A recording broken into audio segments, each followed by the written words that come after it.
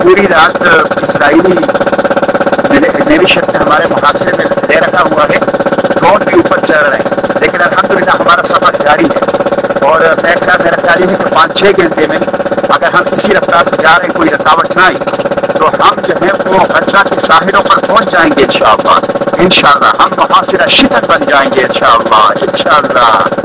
तो सफ़र जारी है, फिलहाल वो मुहासिरे में हैं हम, लेकिन ये है कि हमने अपने सफ़र को जारी रखा हुआ है, बिल्कुल बेखौफ। अल्हम्दुलिल्लाह कोई खौफ नहीं है। अल्लाह ने हमें हमारे दिलों में ऐसी रोशनी भर दी है, हमारे दिमागों में ऐसी रोशनी भर दी है कि मौत का खौफ, हमारे डर जो है वो हमारे दिलों से निकल गया है। हम मौत के ऊपर हावी हो चुके हैं, खौफ और डर के ऊपर हावी हो चुके हैं। हम बढ़ रहे हैं गज़ा की तरफ, सरजमीन मुज़ाहिमत की तरफ।